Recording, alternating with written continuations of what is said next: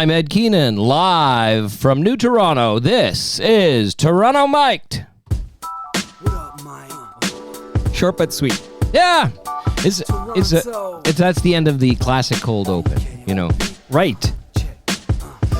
Live from New York. Yeah. Live to tape from New Toronto. Well, yeah. Yeah, but we are also live on the webcam here, right, or something? Live.torontomike.com.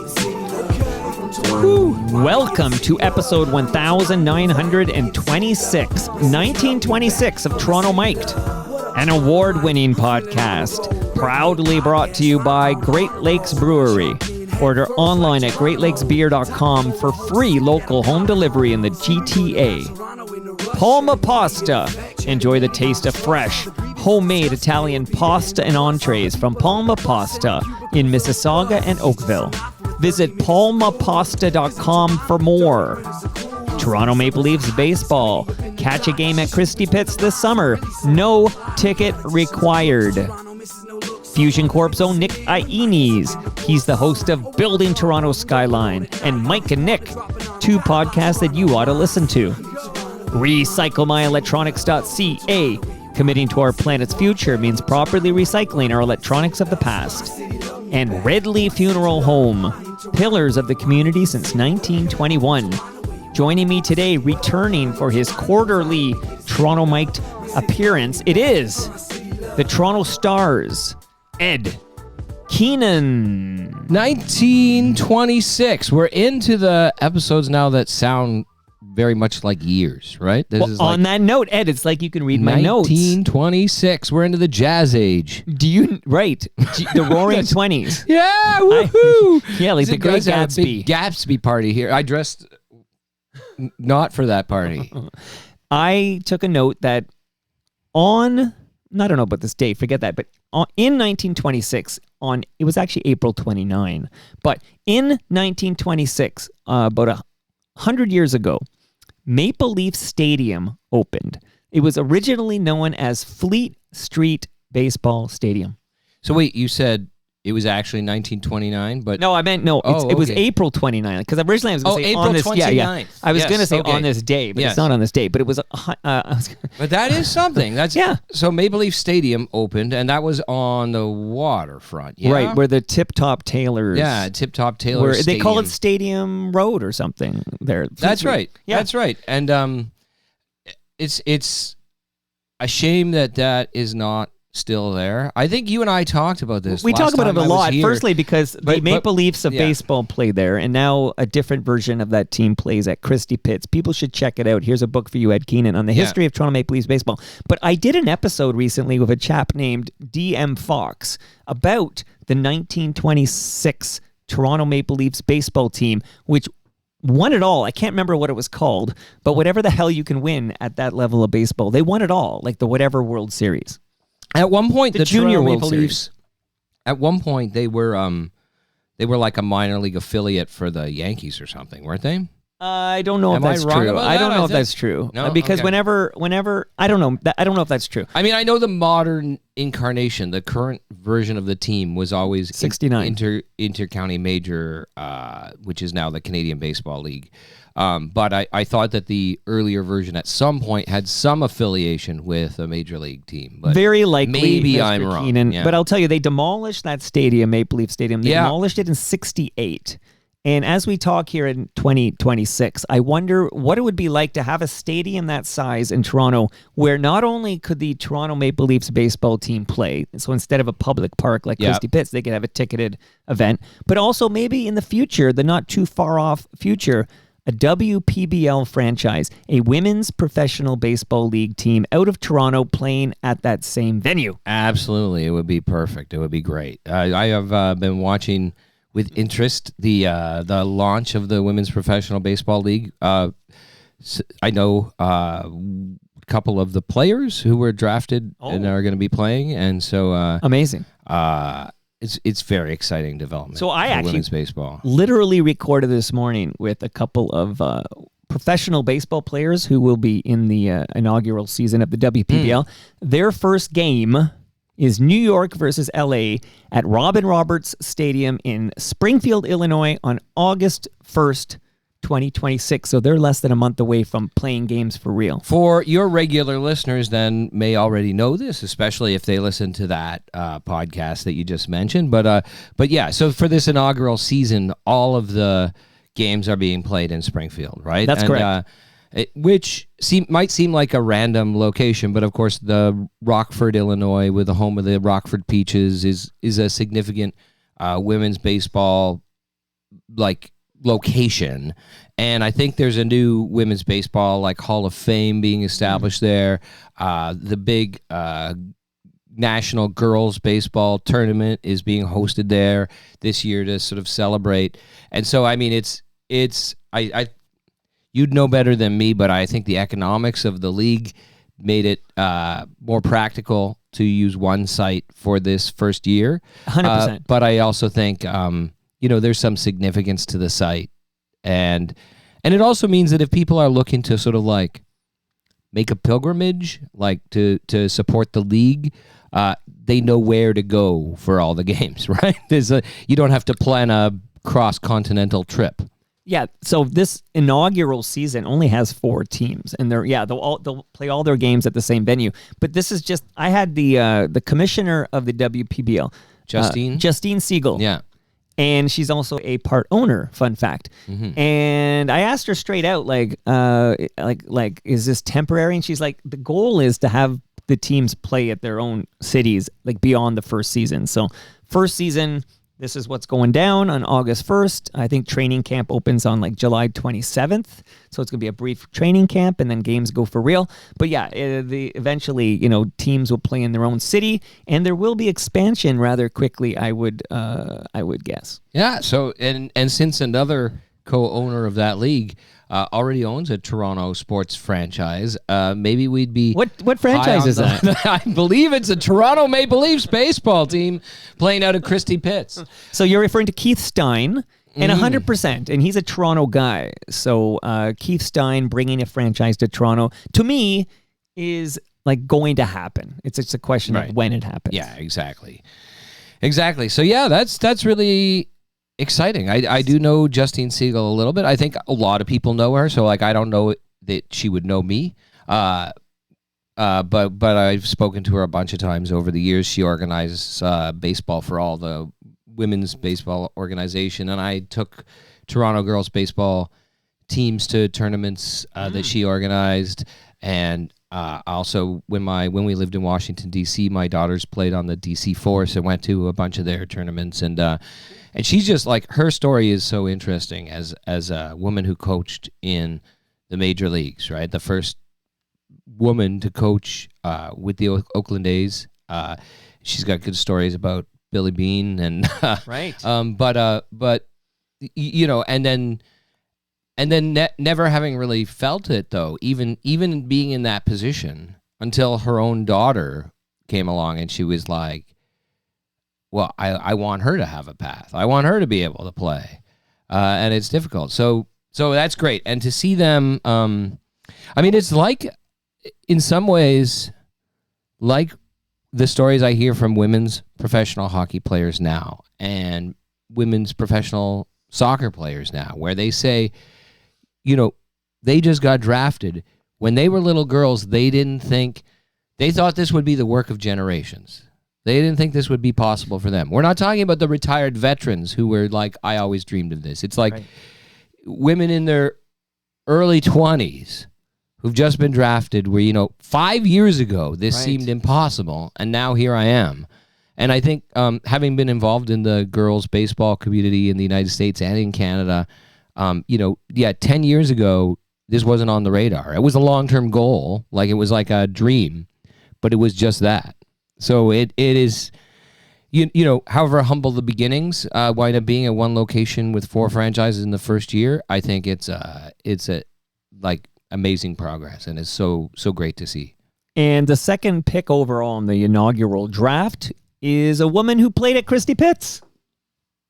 Ayami Sato. Yes, she played at Christie Pitts just last year. So look at all these pieces fitting together. Hey, I want to pay you a big compliment before we get rocking and rolling. And, can you handle a big compliment? Well, I'll see. I am sitting down. I've got a drink here if you want me to do a spit take. I see that. Okay. I just want to tell you that I think it was last time you were on Toronto Mike, we talked about the First Up email newsletter. Yes. And I think in real time I subscribed. You did. Yeah. And as I told David Ryder when he dropped by recently to talk about the use of AI in an investigative piece with the Toronto Star, I love my First Up email newsletter. It's like it arrives at a great time. I love the way you do it, the 6 bulleted list. I also 6 things you need to know today. 6 things you need to know today. It's 6 for the 6, and I like the list. And it's a great synopsis of things you can dive in deeper to learn about. You're doing a great job curating this First Up email newsletter, and everybody should subscribe because you can subscribe to this newsletter for free.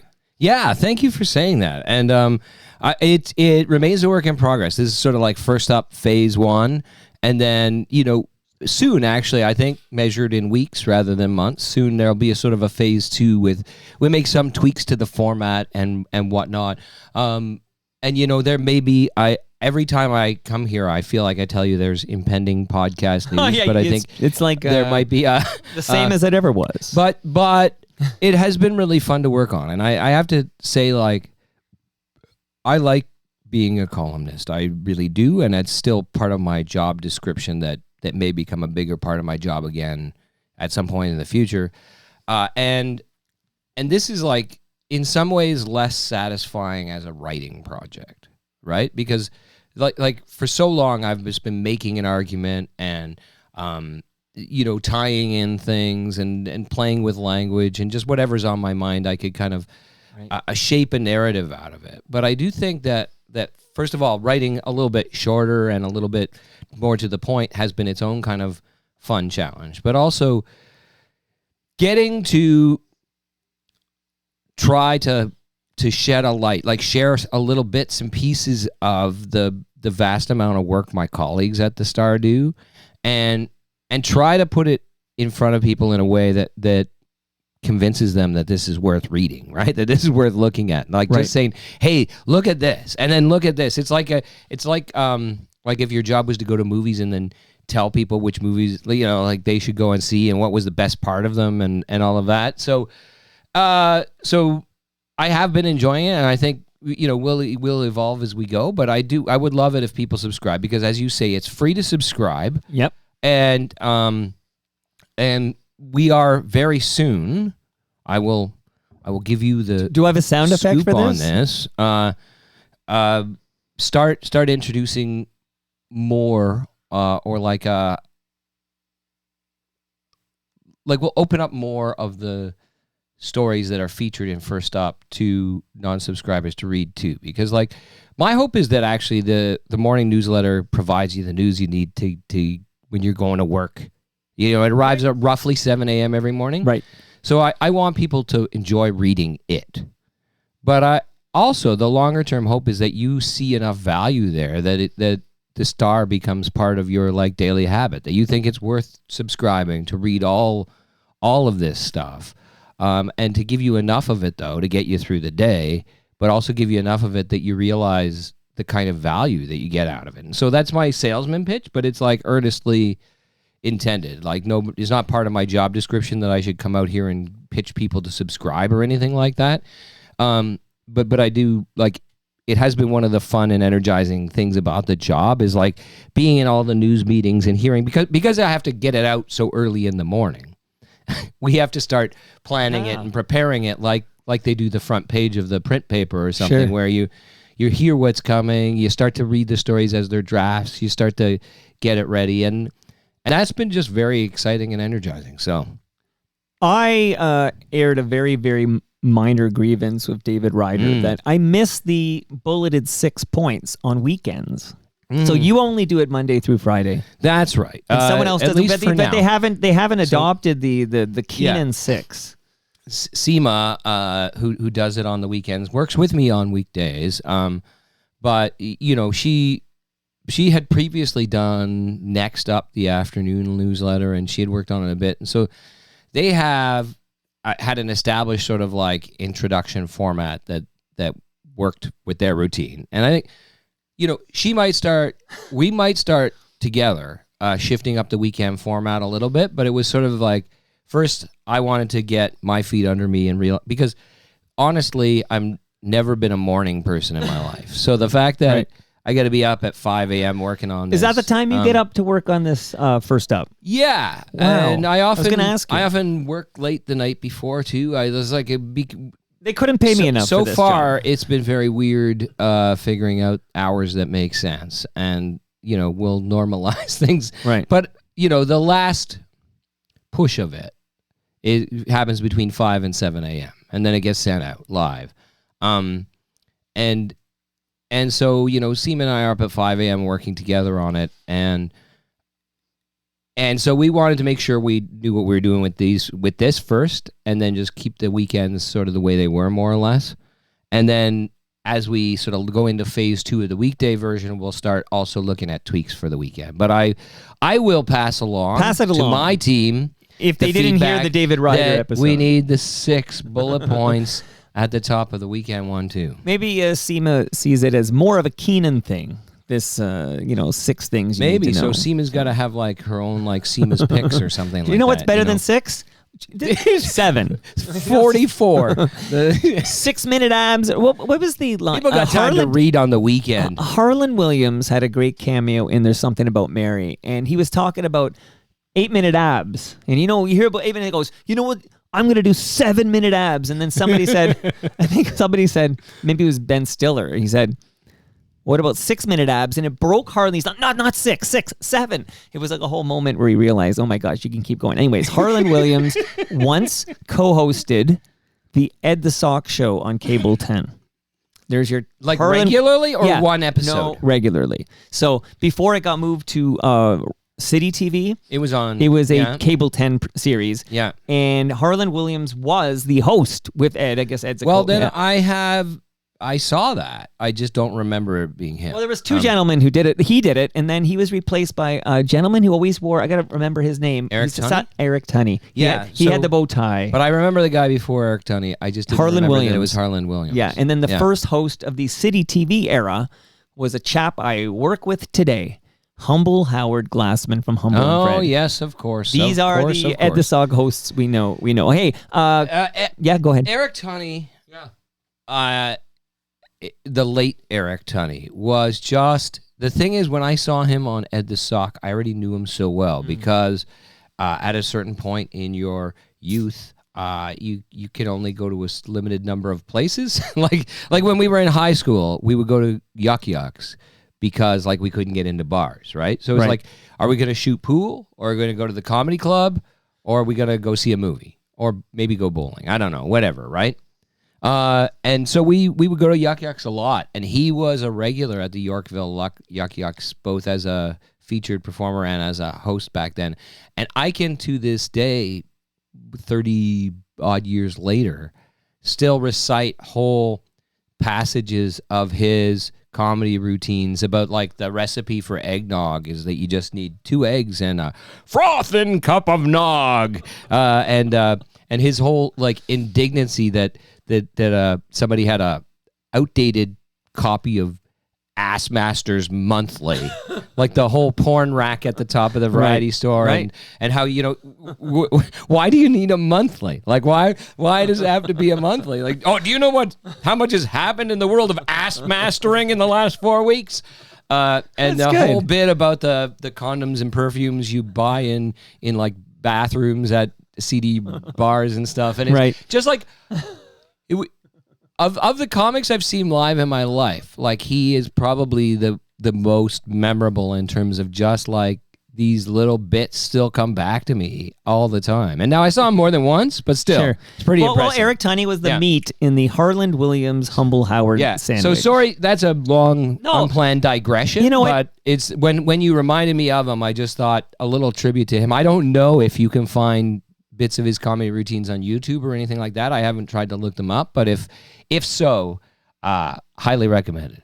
So 2 observations from yours truly before we do a little sports cast. Even though we've been talking about the WPBL and we've talked about Toronto Maple, we've done a little sports cast. I got more. But here's one observation, which is earlier today, a guy in a sharpening guy. The sharpening guy drove down my street ringing the bell. And it felt very like old school. Like, it doesn't happen that often anymore, but it used to happen all the time. You'd hear the bell and the guy would come and he'd sharpen your knives or whatever. And I thought that was kind of cool. It was just the other day that Rebecca, my wife, said, like, oh, I missed the sharpening guy. I should have tipped her off. He was here we today. Need our knife sharpened, our main chef's knife. And the sharpening guy, the bell came and I was working and I couldn't get down there. And now, how long is it going to be before he comes around again? Yeah, because it's not that often anymore. But I just love, it's like, because I have kids who are now, teenagers and young adult, entering that age, there's more and more of this sort of like when they're young kids, you tell them and they're just they have no sense of perspective. It's like, so were you alive before TVs then? Did they invent electricity when you were a kid? Because if they didn't have smartphones, what the hell did they have? What was pre-internet? And it's like we talk about stuff from way before my time, right? Like the Milkman or or whatever. Because and it is one of those things where I just love a time where that was the main way you could get a knife sharpened is you just wait to hear a bell ringing and you run out and see the guy because you couldn't just Google it. I guess there was the Yellow Pages or whatever, but I don't.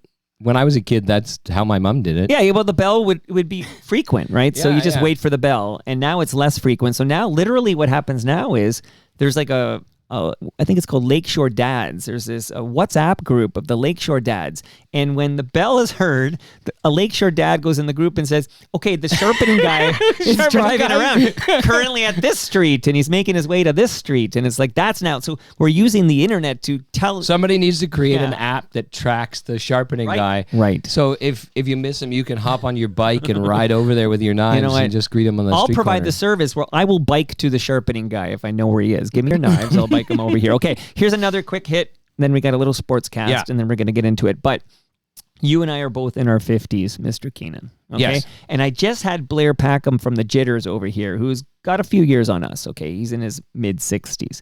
But he was telling me about his prostate. And I'm telling you now, Ed Keenan, I now feel like I can hear my prostate growing. Like if it's quiet and I close my eyes, I can hear my prostate growing because Blair was telling me how he was getting up every half an hour to take a leak in the night. Like he couldn't sleep because he always had to urinate. And it sounds horrific. So I'm not asking you for an update on your prostate problem? It's an enlarged prostate problem. Oh, okay. Yeah. And there are things you can do when it gets really bad, but he kind of manages this thing, I guess. But it sounds so horrific to me that I think I have whatever it is when you hear about a disease in the news and it's psychosomatic, I guess. Yeah. Where now I feel in my early 50s, I can hear my prostate growing because of Blair's stories to me just last week.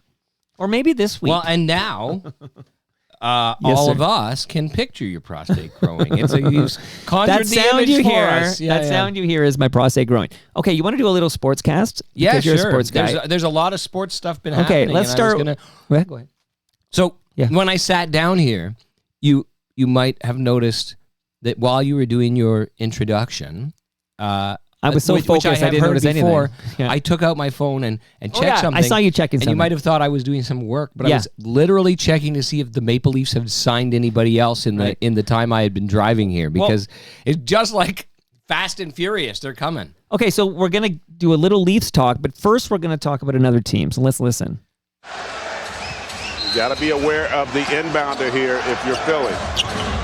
It's off to Leonard, defended by Simmons. Is this the dagger?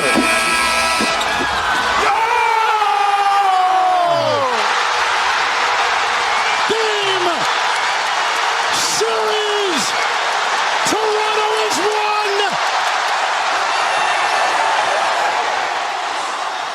I can't get tired of hearing that.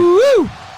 So, you and I... You took me right back. You know what I love in that clip? Yeah. And I don't know what actually is making the sound, but it's like as I was reimagining in my head, the bounces? as I was seeing the bounces, I could hear the bounces. There's some sound in there. There's a mic hanging. Maybe it's picking up the bounces. It may have actually been the bounces. It might have been the bounces. Vivid audio. That's a useful thing to have on your podcast, Mike. You know, it's like when you watch the Sidney Crosby golden goal in 2010. Iggy! You can hear Iggy. Yeah. So this is like the Iggy of 2019, which is that those bounces here. But I feel like I want to get your take on this, but it feels very I don't care if it's we gave up too much, if he's too old. I actually don't care about all that like sensible stuff. To me, this is such a beautiful nostalgia move that Kawhi Leonard is going to spend the next 3 seasons as a Toronto Raptor. Yeah, at Toronto Star headquarters at the Well, when you get off the elevators, the first thing you see is a picture of that shot. Of the shot became famous. Rick Madonic from the Star got it, and then also a Toronto Sun and I think a CP, like 3 different they were standing near each other. Or he's like crouched and they down got almost watching, identical shots, but it's the ball is in the air, actually bouncing off the basket. And he's crouched down on the sidelines, and it's like a whole Last Supper kind of tableau where the 76ers and the other members and all the guys in the audience, like accidental renaissance is what they call all that. staring, and their mouths are wide, and it's just so iconic, like such a moment and such a photograph, and that is what you see when you walk into the Toronto Star office. He was like 1 year he was with the Raptors, and yet like. It's not just that like banners fly forever, because they do, but it's like a memory like that is worth a decade of playing time in sort of how big a space somebody it's like occupies. the bat flip, right? Except they never won the World Series. And that's the thing is I think I am so happy that Kawhi's coming back for similar reasons to you. Yeah. And this may be like Wendell's second go around with the Leafs, where it wasn't quite the same and all of that. But he had one of his best seasons ever last year. So if he stays healthy, he's still a player. Kawhi, not Wendell. Kawhi, yeah. He came four times. Wendell Wayne had a good season last year, but I don't know. It would be a golf season, I guess. Just so you remember, there were 4 different tours of duty by Wendell Clark. 4, yeah. Wow. Yeah. He came back. We traded him to Quebec. So his and then last he came back. He did. Yeah. So he came back. So his last time back was when he scored that big goal against the Senators in the playoffs. I feel like it was around 2000 or something. Yeah. Like that. Okay. But that was his. But yeah, him and Tony Fernandez were the 2 players that kept coming back. They just kept like a Bad Penny or a cat. Except we loved them both. Famous. And Tony no longer with us. Shout out to Ridley Funeral Home. But Kawhi Leonard, we agree. Don't worry about the fact we gave up a lot for a 35-year-old. I mean, yeah, we did give up a lot. I'm not a basketball is not my main sport. So, and I'm not a capologist in basketball. I'm not but it seems like though, we did give up a lot, but not. Like if you think of it as a Ingram for Kawhi trade, like you make that all day, right? Oh yeah, it's and the draft picks. Grady Dick is kind of a reclamation project. There's one draft pick swap. But there are 2 other draft picks, and that is a high price, it's for sure. But those draft picks are like 8 years down the road. Everybody's going to be retired by the time they make those. Forget. So we like the deal because future. we get to see another run, and I get to. It's just exciting to be the Kawhi's back. I get the nostalgia, and it's not. In my opinion, like I say, you got to take these big swings when you're the Raptors, right? Like we took that big swing when Masai brought Kawhi to Toronto the first time. You got to take big swings. Free agents don't want to come here. Yeah, no, absolutely, and it turns out in this case he did want to come here. I mean. His preference, by all accounts, was to stay in Los Angeles. But if they weren't going to extend him, then the one team he wanted was Toronto, is what they're saying, right? And so obviously he had a good experience here last time. He won. But the thing is, too, is that it's probably only because he played here that I really noticed how good he was. Like, he's just so electrifying to watch when you were watching him every night in the playoffs there. He took some heat over the load management and everything. But when it came time and he turned it on, he was just such an electrifying player to watch and such a obviously dominant player on the court that is like, if you're a casual basketball fan out of market, like, LeBron James, Steph Curry, Giannis, right? But it's like, man, this guy is in that class. He's a top 10 player in the league, a top 5 player in the league, depending on like if he's healthy.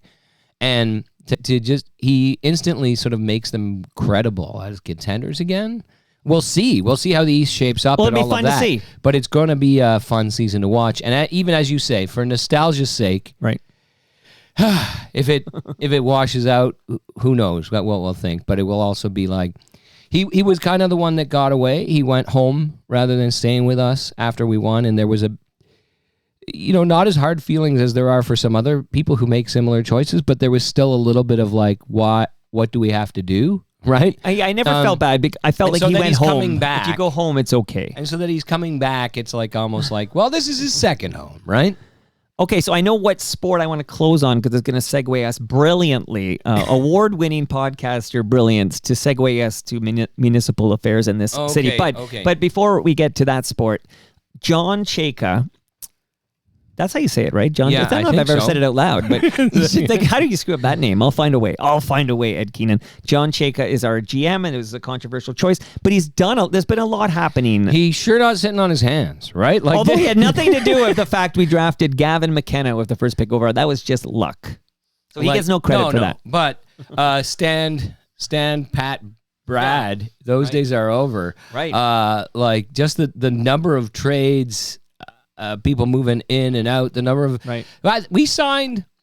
I'm trying to remember. I think it was 7 people yesterday on the first day of free agency, but 2 of them were trades, right? So but goalie Bob's coming in, of course, Bobrovsky. Yep. But Radish is coming. That's another big one. That's a big sign. A lot of the other ones are and then Paul, right? From Tampa Bay. I mean, there's like with Bobrovsky and Nick Paul, there's kind of a like these guys were really crappy for the Leafs to play against, so Leafs fans have an even inflated sense of how valuable they might be. Well, Bobrovsky did win the Cup 2 of the past 3 years. 2 out of 3 years, yeah. Right. Although an off year that, but we talked about and Kawhi. We He's 30. Rescued him from the horrible Kachuk family. No, we did it. We did do that. So we talked about Kawhi. There's a big risk because he's 35, right? Yeah. But Bobrovsky's older than that. Yeah. So this is to me a big risk. This is the interesting development yesterday. Anyways, Sergei Bobrovsky, Toronto Maple Leaf. We haven't had a bona fide number 1 in this city since Ed Belfour, and he's probably the go-to comparison for Bobrovsky because, again, when we traded for Belfour or signed Belfour, I'm trying to think, did we sign him as a free I think agent? we signed him. He was coming off a down year. Right. In his people were mid-30s, saying right? he's 37 or something. He's washed. Right. And then he went and had 2 sort of like MVP caliber seasons in a row. The Leafs, those are the last hurrah of them in the playoffs before a long fallow period. But yeah, like, so I'm trying to think. You're probably right. I mean, we've had a lot of goalies since then, but I mean, John Anderson. Frederick Anderson? I just said John Anderson. You can still, I think there's at least one John Anderson's hamburgers joint in the GTA. You can still there go is to. Mississauga, maybe. I've passed it somewhere. Yeah. Yeah, I've seen it too. I used to work not too far from there. I think maybe near so but Freddie Anderson, you could talk about, Freddie Anderson's probably your closest thing for that. But really, since but not Belfour, like we had that run where it was like Felix Potvin and Curtis Joseph and Eddie Belfour, and it's like, I mean, those guys were number 1 goalies. Those guys were. Yeah, then we went through the Andrew Raycroft period, and here we are coming out the other side. So let's hope he can rebound. He had an off year. Before we transition to a different sport, I want to talk about the Toronto Scepters for a second. Yes. Because, yes, please. This is one of the places I get to talk about it. And as your people who've heard me on your program here before will know, I have been a season ticket holder since day one. And big fan. My whole family are big fans. Like, my family has 8 tickets, and we attend together. My mom and my siblings and my kids. Some configuration of us is at every single game, and we have invested in jerseys. We've invested our hearts and our hopes, and it just feels like the PWHL kind of hates us. Because the league has expanded so aggressively and designed expansion so that so now Emma Maltese was probably our favorite player from day one. Natalie Spooner is my favorite. She's a Scarborough girl. She went to high school a couple blocks from where my parents still live. She is a superstar. She had an MVP first season, but even going in, she was my favorite player. I got a Spooner jersey at the first game. But Emma Maltese is so fun to watch. She's like kind of the face of the team. And now she's gone to sign with Montreal. Through the expansion drafts, we lost Sarah Nurse last year. We lost Hannah Miller last year. We lost Daryl Watts, who was my other favorite player, who led the team in scoring this year, right? So it's like a lot of Scepters fans are like, the price of my season tickets is like doubled in the last 2 years. It went up 35% this year. Okay. And we had a debate about whether we could afford to hold on to them. And then after we had already paid up, they gave away half our team to expansion franchises. And there's just a sort of like sadness, but like I will see how this season goes. I'm still rooting for the team. I still love Natalie Spooner. Blair Turnbull, the captain of the team, is pregnant, so she's going to miss this season too. That's great news for her. Terrible news for the team. We'll see how it all works out. But I just wanted there's among Toronto Scepters fans, and I think some other like New York Sirens fans, like in the PWHL longtime established fan base, there's a lot of sense that the last couple of years the league has been like, they don't care about the established fans. They're kind of screwing us in, right? Because they want you'll these be there anyways. Franchises to be instantly competitive, right? And that means like each team can protect like 3 players, and then the expansion teams can also sign them to like more attractive free agent offers, and it's just I've been so unvarnishedly. Whatever the word unabashedly enthusiastic about the Scepters doing in your the deck league or something for a couple of years. I've never said a critical word before, but I have to say, like, I'm not the only one feeling really deflated and disappointed after the Scepters didn't have a great season this year anyway. Right. But then the fact that like 4 of their 5 leading scorers are now no longer going to be playing on the team next year is kind of hard to swallow. Ed Keenan, you are the official Scepters correspondent of Toronto Mike, and every quarter I look forward to the updates. I'm sorry I didn't prompt for it. No, that's okay. That's okay. But I do need to know what's going on. There has been a lot going on in the sports world. Well, when I segue to this other sport, I was at an event. I'm wearing the jersey I got from this event. This Japan World Cup jersey, Adidas made it, and they gave it to me. And Adidas had this event I was at in the Stacked Market, like a viewing area. And not only was Sarah Nurse was there and Natalie Spooner. I guess they're Adidas athletes, a whole bunch of Adidas. But I was like right beside Natalie Spooner. And I guess I almost told her, but I didn't. But Natalie, I did a 90-minute one-man show at the El Macombo since your last appearance. Oh, that's right. That's right. I'm sorry I didn't make it there. Well, listen, it was you have a lot going on. I did see the social media posts about it. Well, that's not just as good. Enthusiastically following the social media posts. Right. You saw my name on the marquee there. But I did have a bit about Natalie Spooner. So Natalie Spooner made my one-man show at the El Macombo. So I just thought that would be... So did you tell her that? No, that's what I was saying. So I'm standing beside Natalie Spooner at this event, and I'm having Adidas is so big on their logo being the only logo at the damn place. They wouldn't let the bartenders, I was chatting with them about it. Yeah. Like if they were serving, let's say they were serving Heineken, for example. You have to pour it in a clear glass, and you can't display it with the logo out. All the alcohol had to be turned around so the logos faced the bartender. So no logo was allowed to be shown. I mean, if I were wearing a logo, they weren't going to make me change or anything. That'd be no way. But everything they could control, the only logo could be the Adidas logo. Isn't that interesting? The World Cup and their sponsors are like this all the way around. I saw a photo, and I'm trying to remember if it was Houston, one of the other venues, they have like a whole selection of hot sauces. It's just part of their snack bar setup is that they've got like 40 bottles of hot sauce there and you could choose them. And all of them had black like electrical tape over the name brand of the sauce because these are not paid sponsors, well, right? we've all seen that photo of the Levi's logo or whatever. Covered up at the stadium. Yeah. Like, I guess that's like calling it Toronto Stadium and removing the BMO logo or whatever, BMO or whatever. BMO. Wrong bank anyway. But I'm going to play a clip and then we're going to change the channel here. So a little more sports, but then back to... It'll segue brilliantly. All right. You know, I won an award for podcasting, Ed. You know this, right? Okay. I have heard. All right, here we go. See if this works. I'm playing it from YouTube. Jonathan David. Oh, yeah. Give it a moment. There we go. It's from Alphonso YouTube. Davies wants it played down the left. Oh, hopefully that doesn't... Sliding it down. Tired, Jonathan David. Oh, my goodness. Last couple of bits there look really tired. Oh, that's annoying, Ed. That's annoying. Buffering. Yeah. Like, what year is this that it's buffering? Right, Here, let me okay, hold on. So I normally make these Reboot the modem. Yeah.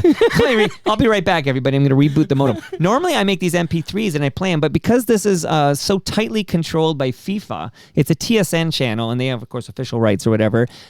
All my programs to convert to MP3 failed, so I thought, I'll just play it on YouTube for Ed. But I'll give it one more shot. If it buffers, I'm out because I can't do this anymore. This is FIFA is frustrating your unlicensed use They're of like, this clip. You are not allowed to play this clip. They know I'm doing this here. So this is the last. Honestly, this is my last shot here. Now, oh my God! You know what, Ed? I'm. Fougerolles. Canada with the better of the. You know what? That sucks. You know what I'm getting to here. In the final moments of the game. And I'm not fixing this in post. You know what? That's it. I'm bailing. Okay. So I'm trying to play the big goal against in the knockout round. But Canada still lives to fight another day. We are in the round of 16. We play on Saturday. I believe it's like 3 p.m. Is it 3 p.m.? What time is that game? Noon, maybe. Maybe it's noon. I think it's 3 p.m. Why do I think it's noon and on Saturday? I'm going to check because I put it in my calendar. But we are playing today. I'm going there quickly. This is the sports chat because I want to talk about hosting these games. Yeah, noon. Okay, because my son plays at 10, and I'm going to be back in front of a TV for 12 o'clock to watch Canada. Is your son also playing football? Yes. Yeah. Am I football? I always wondered if I should be calling it football. Now that we were watching the World Cup, Bruce Arthur and the Star keep saying we're becoming more and more of a footballing nation. We're not there yet, but we're maturing as a footballing nation, and that's what these soccer fans do. But yeah, it's still soccer to me, obviously. Yeah, I mean, I was raised with soccer because we have a football. Like, how confusing can life get for us, right? So I just call it soccer. But okay, so I want to know your thoughts so far, but not just forget. Yeah, Canada round of 16. That's amazing. We play Morocco on Saturday. Wow, we've never ever been to the knockout, so it's amazing. It is amazing. Yeah. It's amazing. So you can comment on that if you like. But more importantly, how has Toronto done hosting games, including one today at 7 p.m.? Yeah, there's one. The last one is coming up, right? So first let's talk about the soccer because since we heard that clip and it was so amazing. I am not, the biggest soccer fan in the world, but I'm. It's like the Gord Downey thing. Like I can get behind anything. Like when they're shooting a big movie in town, I'm down, right? Right. And so when Toronto FC went on its run, I watched all the playoffs. I read up on the team. I became and so I love the spectacles. I love to get into it. And when I know something's big is on the line, even when Canada's not in the World Cup, I tend to start getting into soccer just for the World Cup, right?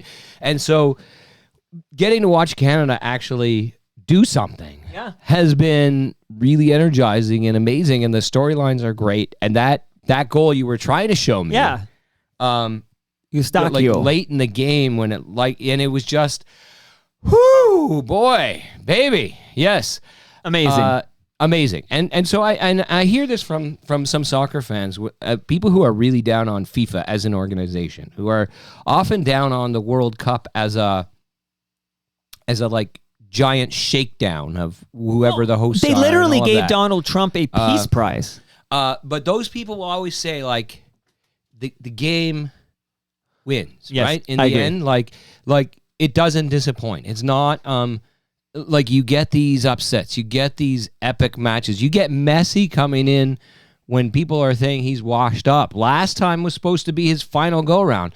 Then he opens the tournament with a hat trick, right? Like it's.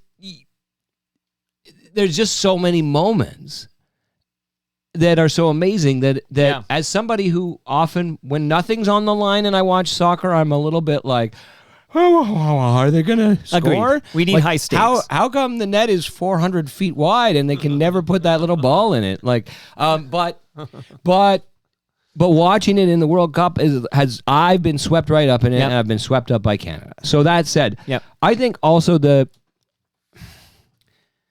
so I said back when my job was to write opinion columns, but it's like there's almost no world in which you could, it doesn't matter. Even if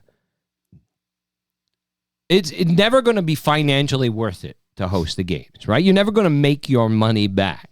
But of course, that's not the only measure of whether something's worth it, right? Like a lot of people today couples will spend $100,000 on their wedding.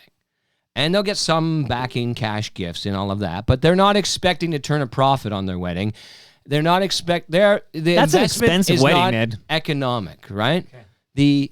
The investment is in throwing a giant party to mark the most important day of your life that everybody you know will remember for the rest of their lives, and feeling like beautiful, feeling loved, feeling like this is a party that lives up to the commitment you're trying to make to each other. Like that's how you're measuring the value of the dollars you spend. And a lot of that's a shakedown too, right? Like I keep hearing about how like when you book a hair appointment for a fancy updo, they say, okay, $150. And then when you say it's for a bridal thing, they say, $500, right? Wow. Like there's a bridal premium on these things. So, but families will also spend, not my family, families will spend $25,000 on a trip to Disneyland. By the time you get the hotels there and you pay for the express passes and the premium experiences, like you can do it cheaper than that. And a lot of people do.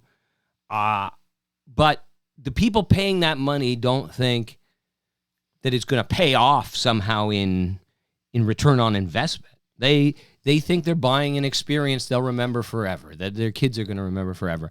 And, you know, the one more example I could give is that it's like when somebody buys a $200,000 Mercedes-Benz SUV, they don't think it's worth $150,000 more than the Kia SUV in terms of like the gas mileage or lower maintenance costs or something like that. It is not paying back. Right. Like for them, the brand, the snob value and the luxury finishes and the prestige is worth it, right? And so I think when you like bid to host an Olympics or a World Cup or whatever, you think that's partly what I'm buying. It's like there's a lot of talk politically that gets made about whether hotel revenue is going to like whatever, right? Tourism dollars and all of that. They try to put multiplier numbers on it, but there's no way you're going to make it make sense where you like actually make money on this thing. It's going to cost you a tremendous amount of money. And the question is like, are you getting what you bought, right? And my skepticism with this games in particular was that we're not the hosts. Right. We are one of 16 co-hosts, right? So we don't even get to be the bride at this fancy wedding we're throwing, right? We're sort of like, or we're one of 16 brides, and we're not even the highest profile ones. Our biggest game now here is like a round of 32 game, right? And now it is big for Toronto because we have a giant, emphatically celebratory Croatian population and an even more giant and even more famously horn-hunky, soccer-happy Portuguese population. And so, you know, today at 7 when the game goes, it's going to be an ecstatic moment for a lot of people in this city. And we get to, it's happening right here. And, you know, we have watch parties all over the city and all of that. And so I think by all accounts, we're having a really good time. And we're getting something back from being a part of it, right? Like, I think, like, getting to be a part of it is a lot of fun. I think we've done an okay job in terms of traffic, which everybody was so paralyzingly worried about, has been better than usual. Right? Like, less traffic on game days than there usually is. Right. Even though the Gardner is closed, right? For or not the Gardner, but Lakeshore Boulevard for a big stretch of it. But like, I've been I've biked and ridden transit down to work on game days at the Well at Front and Spadina.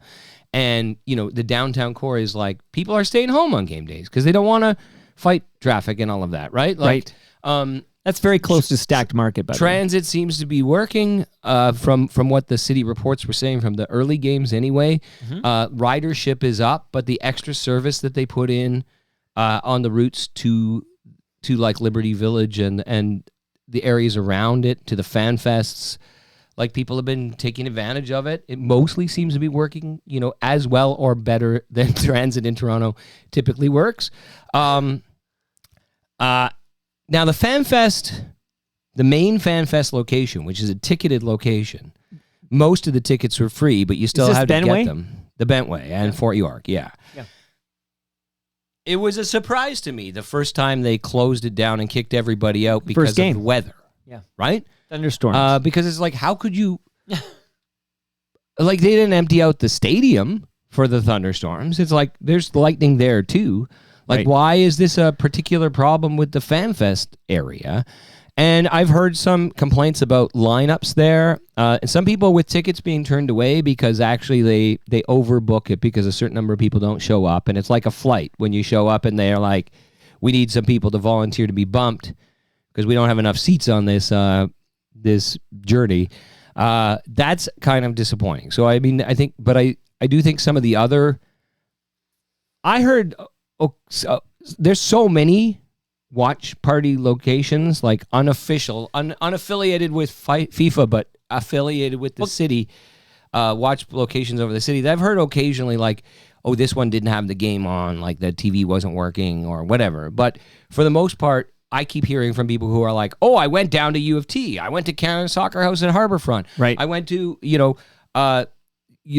Mississauga and like having great watch parties. Now, when we come back to the economic return, which we already knew was going to be scarce, and unlike in Olympics, where whether you wanted it or not, your $10 billion or whatever the hell you spend on hosting the Olympics, guess what? You got a new velodrome. Right. You got a new athletes village, right? You got a like all these facilities for sports you never even thought of, right? Like we got a bobsled track, right? Like and you at least have that legacy infrastructure. We got zero legacy infrastructure. The one infrastructure we built is temporary. We're going to disassemble those seats at BMO Field when it turns back into a BMO pumpkin, right? When the FIFA strikes midnight. We're losing 20,000 seats. Yeah, and one of the things we were supposed to get, not that it was like a add-on, right? Like they're not being constructed for the tournament, but there were some mini pitches that were supposed to then be like neighborhood facilities for like youth and people who want to go and play soccer. And the number of mini pitches, these are all being funded by private donations, has like gone down from 12 to like 4 or something, right? Right. And Josh Rubin, the business reporter at the Star, who's been on the sort of the business/economics angle since the beginning, has reported basically that like hotel bookings are slightly down in Toronto versus this time last year, right? So a lot of tourists have come. But what happened is that other people who normally vacation in Toronto said, maybe not, right? Or maybe we'll go at a different time of year. Right. And all the business conventions and things that would normally be hosted here at this time of year, they're like, well, we're not doing that during the World Cup. Are you crazy? And so they did it. And I think bars and restaurants are seeing a similar kind of phenomenon where like they are seeing a lot more tourist business than usual, like foreign tourists, especially, from far away, not Americans or not like people from Quebec, but like people who come here from Germany or from Paraguay or, Croatia, like flew in to watch their team. Yeah, there's a lot more than there were, but then there's a lot less of the regular business you would get at this time of year. Like we got the Pride Parade going on. We got this is our tourist season. And so these tourists are not like net new tourists. They're just replacing tourists that are squeezed out by the World Cup. And so I think when the receipts are counted, this is going to be somewhat disappointing economically for us. But I think a lot of people who had their eyes open were expecting that. Like that the numbers we were looking at, according to Josh Rubin at the Star, were always based on reports commissioned by FIFA. Right. Right. So Right. like there's one big consultant's report that the city government documents were all citing about economic impacts was like paid for by FIFA, right? The study. So it was rosy to begin with. And then so I said, this is the thing too, is like, I already said this and I've been rambling on for a long time about it, but I do think that like, unlike say Vancouver 2010 or London, was it London 2020? When did London host the games? Like when you host an Olympics, Calgary 86, right? Like people 88. It was Expo 86 in Vancouver. Sorry. Right. Calgary 88, right? Like people will forever refer to those Olympic Games by the name of your city. Like you are indelibly attached. Like when we talk about Jesse Owens, we talk about the Berlin Olympics, right? Like I can't remember the specific year. I know the era, but I can't remember the specific year. Maybe. But I can remember what city it was in, right? Like that marketing value in terms of like to use the wedding analogy, or you imagine like a coming out party or whatever, where you're like introducing, this is your big debut. This is your big, like, look at me world. I'm the host, right? We're not getting any of that here, right? Like, I don't think people are going to find Toronto to be a particularly memorable part of this World Cup. Like, the people who came here, sure they will, right? But people watching on TV from Africa or South America, like, I don't think... It depends what happens tonight, Ed. Yeah, maybe. I mean, Ronaldo's in town. Yeah. Jeez. But I do think Canadians have enjoyed it. I've had a blast. I love it. Yeah, and so it's a very expensive party, but it's been a fun party. The headline, and you reference this, but the headline in the Star that I copied says, FIFA is no Taylor Swift. New data shows why the World Cup isn't delivering a massive economic boom for Toronto. That's the headline. You can dive in. By the way, that's a hot pop, no alcohol. Yeah, hop pop? Great Lakes Brewery sent over fresh beer, and there's hop pop for you from Great Lakes Brewery. I do enjoy the hop pop. I think it's refreshing and delicious, especially on a hot day like this. Hot enough for you, Ed? There are a few. Oh my gosh, there are a few beer beers that I really like now, but some of the ones, especially in the summer when it's hot, like I like. Not because they're so beery, but because they are like, like those times when you want to drink what's the Italian Peroni or Corona, like when you're on a patio and it's really hot and it's almost like water, but like that delicious beer flavored water, right? And it's so refreshing, and so I find like hot pop is like that too, right? Enjoy the hot pop. They hosted us. We missed you 1 week ago. Today was TMLX 22 at Great Lakes Brewery in South Etobicoke. We missed you, Ed, but one day I will get you to a TMLX event. One day you will. It's going to have to be when it's not softball season, because before we definitively move off sports, I realized we had to segue into city city politics stuff or city life stuff already. Yeah, it's only been an hour.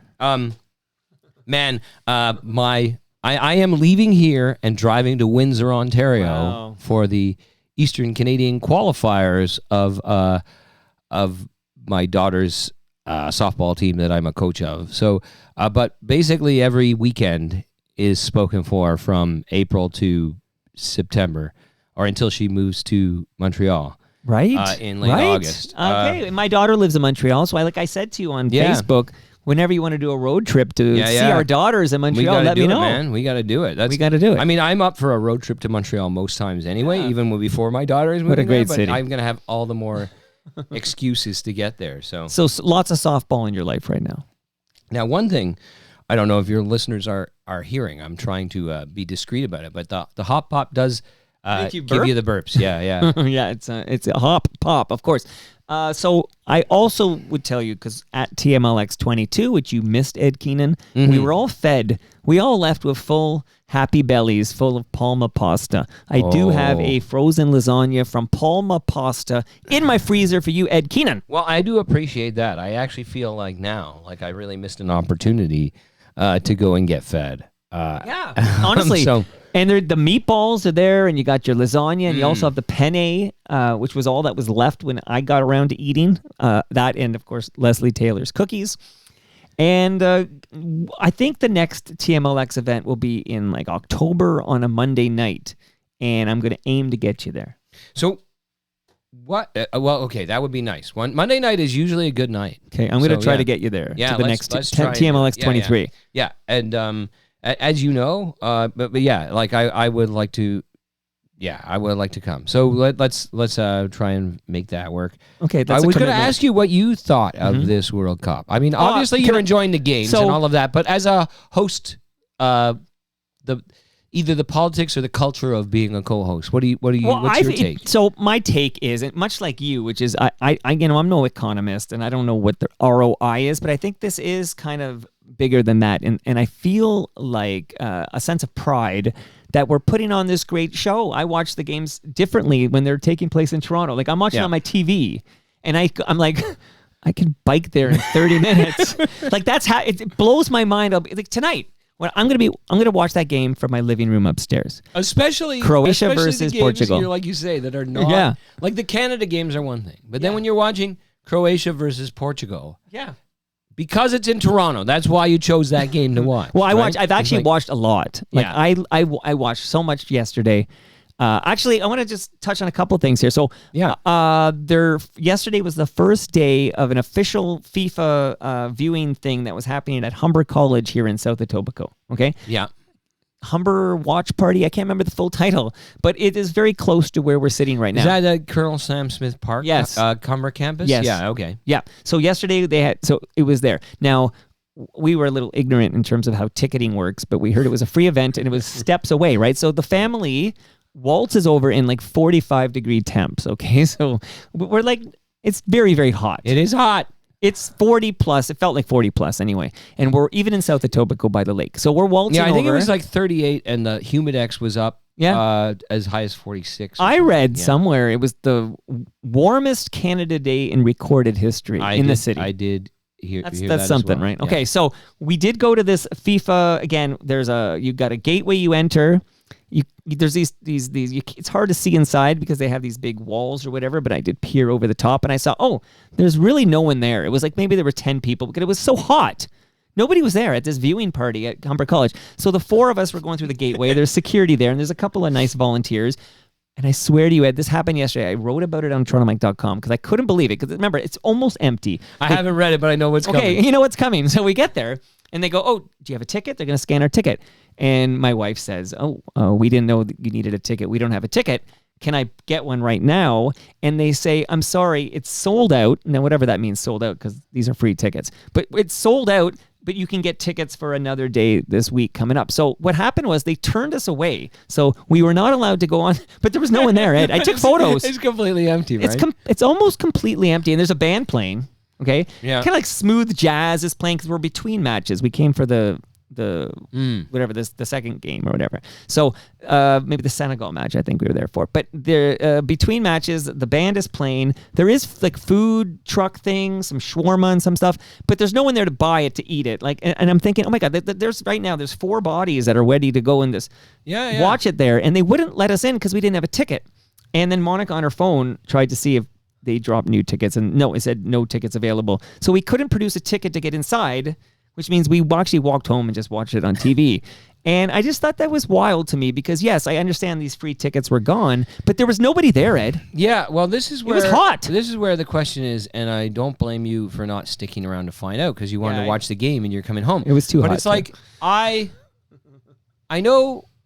So I used to run a restaurant. I used to work in restaurants for a long time. And it is a common phenomenon that you'll walk in at 6:45 p.m., and the dining room will be completely empty. And you say, table for 4, please. Right. And I say, I'm sorry, we're fully booked. And then you go, there's nobody here. But if you came back at 7:15, like It's full.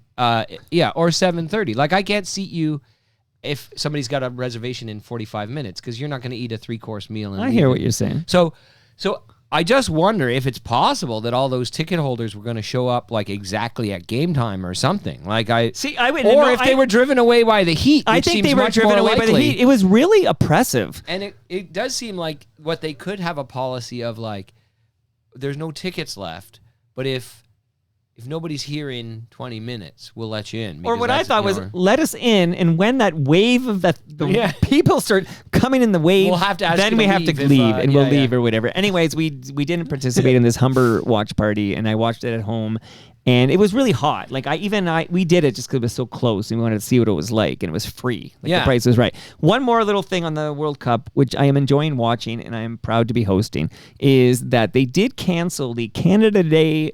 How do you say that word? They canceled the Canada Day fireworks that take place at Centennial Park because that was the training facility, and that is literally where Ronaldo could be found yesterday, training for today's big match. So there are a few of those things that was a bit of a typically disruption. happen and were canceled. And I think Beer Fest was canceled traditional, too. Like that's a traditional. I have gone and saw the fireworks at Centennial Park before.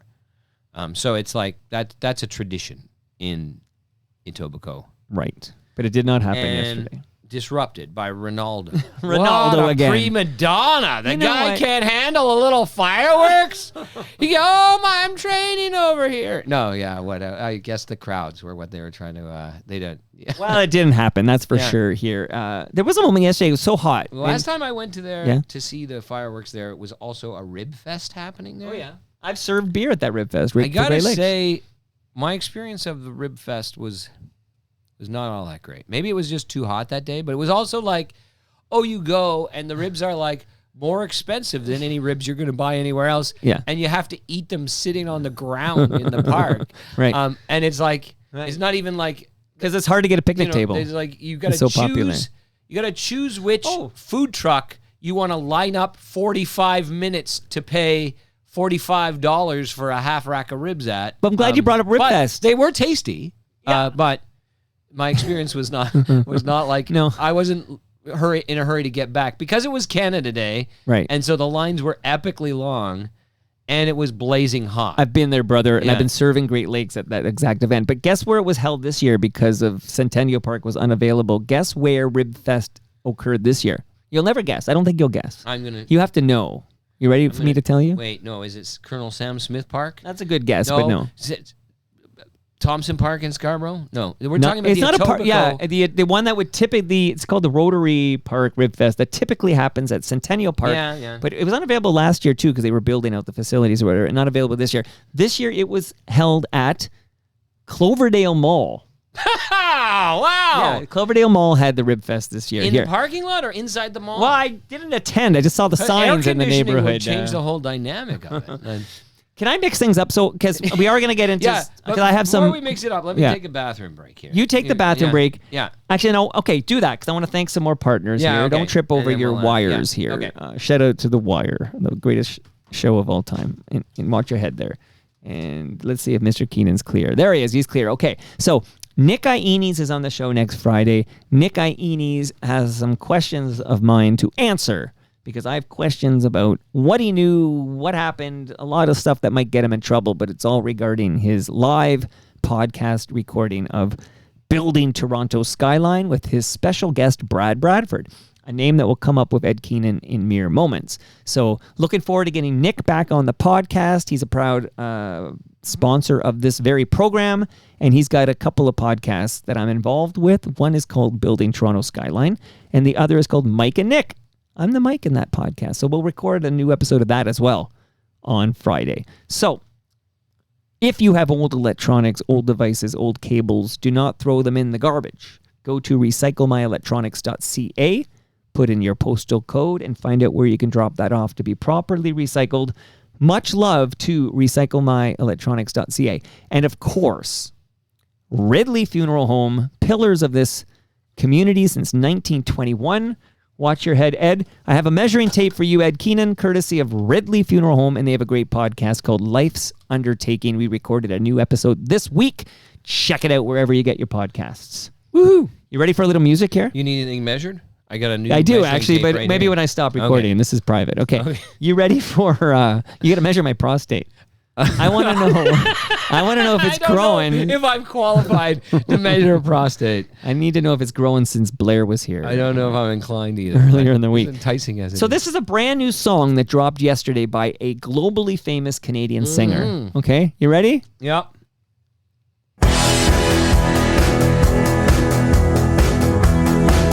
Never thought I'd see the day. Never thought I'd see the plan.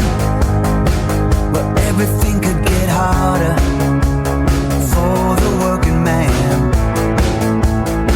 Yeah, we're better off together. We're way better hand in hand.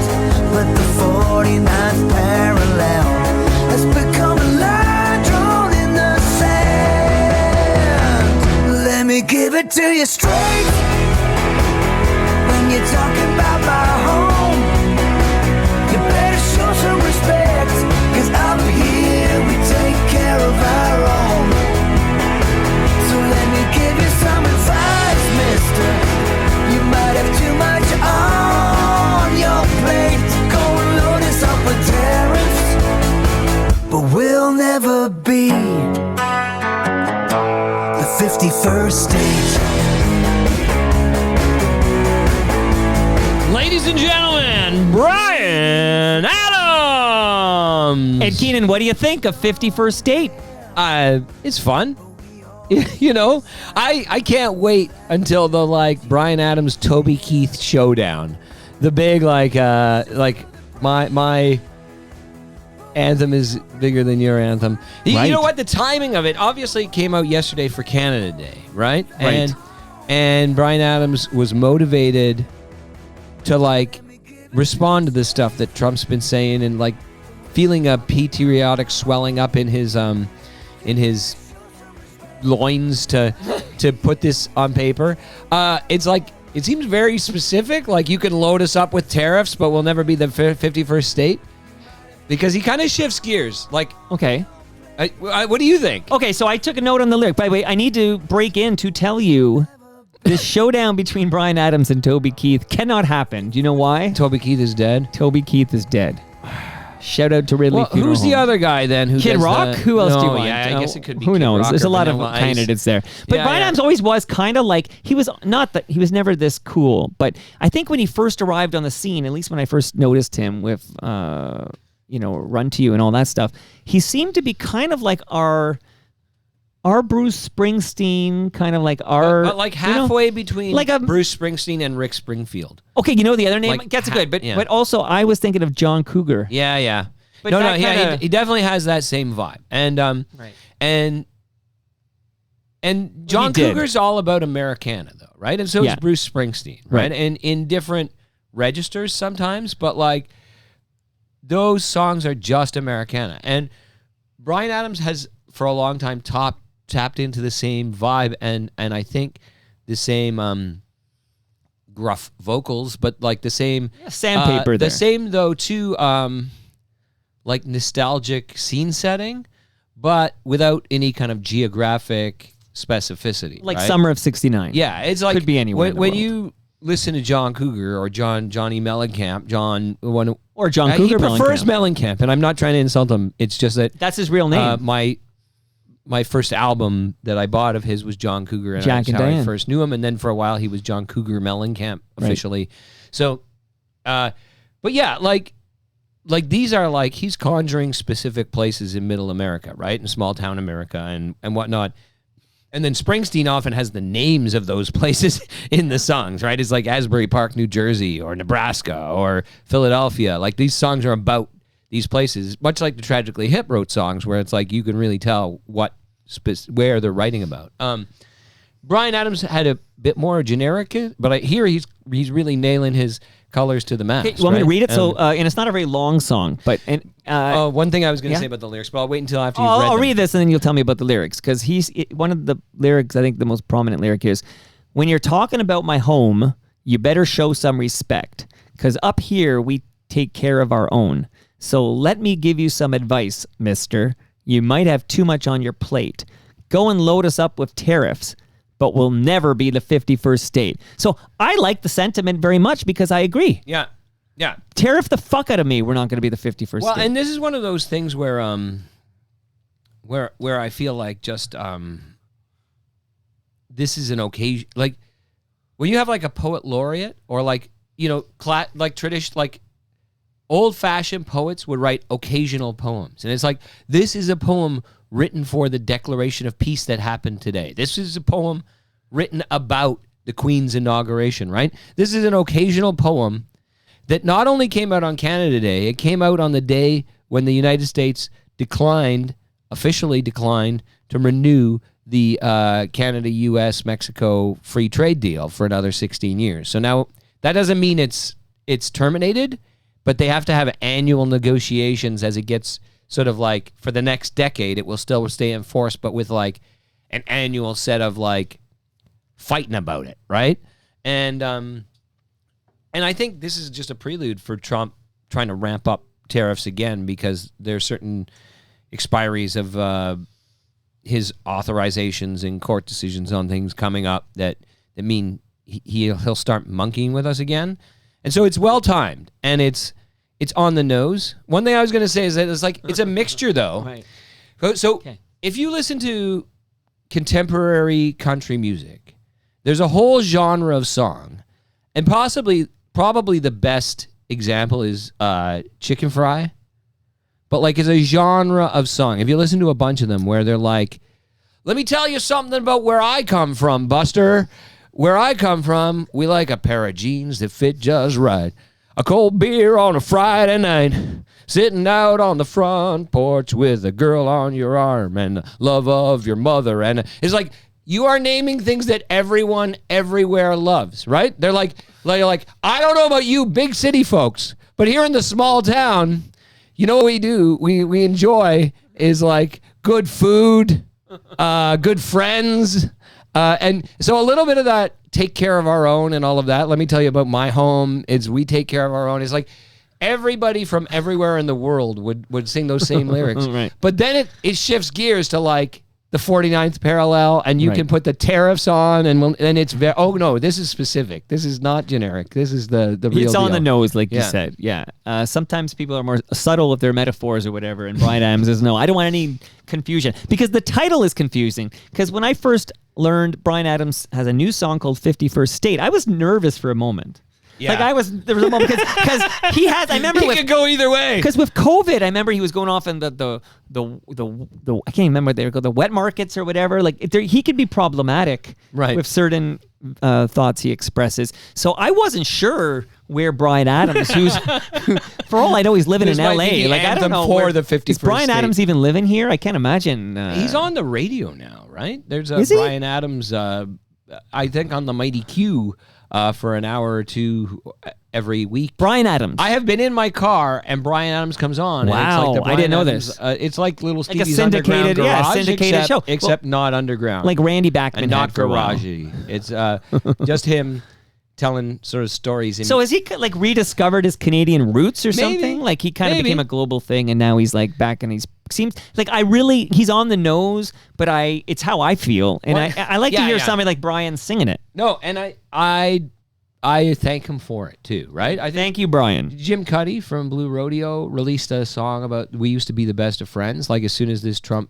51st state stuff started happening. And I thought too, like that at that Right. moment, it's like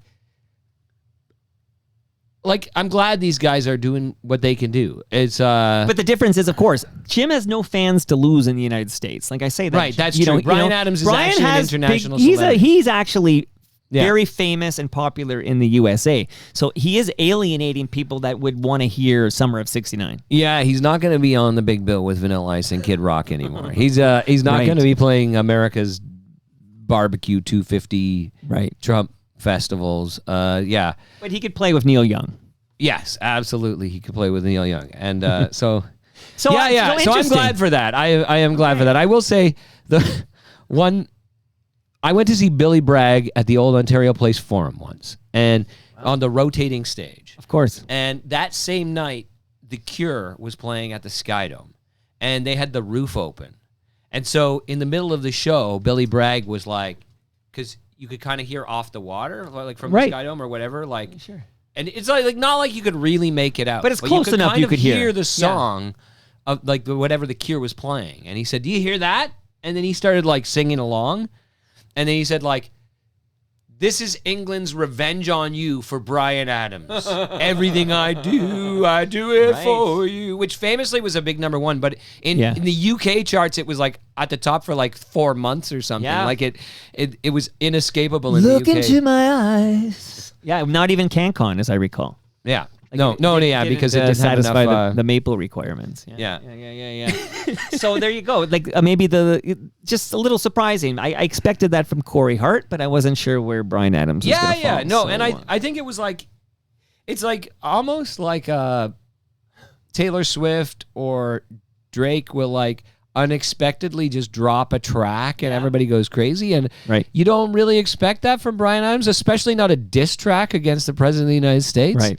But I'll take it. Yeah. I'll take it. Well, I just played it on Toronto Mike. There you go. I might play it for Susie McNeil tomorrow. Who knows what mood I'm in. But 51st State by Bryan Adams. Spoiler alert, he says Canada will never be the 51st state. Okay, so I just saw the clock. You know how easy it is to talk to you? We're just starting now here. Okay. So let me do it this way. Let me get this out of the way. So it is June. We had the Pride Parade, big event in Toronto. Mm-hmm. And of course, both candidates that we know of in this mayoral election were marching in the Pride Parade. Although I heard Olivia Chow did it twice. Like she was in front with Carney, and then she ran. She's very fit, and she did it again. Like so, she kind of did. So if you can imagine that. She is very fit. Like she's very fit. I know she like runs 5Ks for fun. I mean, Brad's fit too. I know. I follow him on Strava. But I think. So maybe she was marching with the politicians she was with Carney at the front, and then she had some friends back in the back where she wanted to march with them. But I'm going somewhere with this, which is that Warren Kinsella recently made his Toronto Mike debut. He sat right there. We had a good chat. He wrote a book about the rise of anti-Semitism in this country. And coincidentally, yesterday my guest was a gentleman named Joel Greenberg, who was a longtime theater producer. He was with the 180 Theater, but he wanted to talk about perceived anti-Semitism in Canada and Toronto's theater industry. So he came over to talk about this. They've signed on to this manifesto that says no Israeli playwrights can be performed at your theater, etc. So regardless of your slant on things, just the fact you are Israeli, you're banned. And he was commenting on this, and I asked him about this, and I'm going to ask you about it. But Warren Kinsella is amplifying these two words said by Olivia Chow at the Pride Parade. I think a regular person, like a citizen of this city, was chatting with Olivia Chow for social media, her social media account, and they were talking about the Pride Parade. But I'm going to play this. It's like 8 seconds or something. Sure. And then I want to ask you about this. Okay, so this is from the Pride Parade just a few days ago. Olivia. Oh, hello. Happy Pride. Can we get up in Palestine? Yes. Okay, so she says the words "Free Palestine." Yeah. Okay.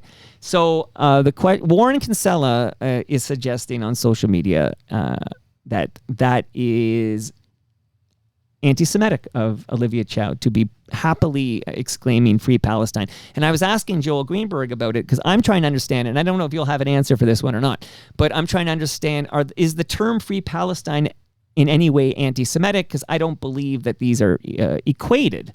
And what did he say?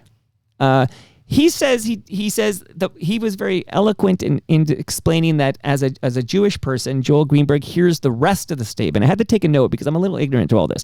But "Free Palestine," the two words Olivia Chow said by themselves, is not anti-Semitic. But what Joel hears in his head, because he's heard it so often from people in Toronto rallying against what they call Zionism. But this is the rest of it.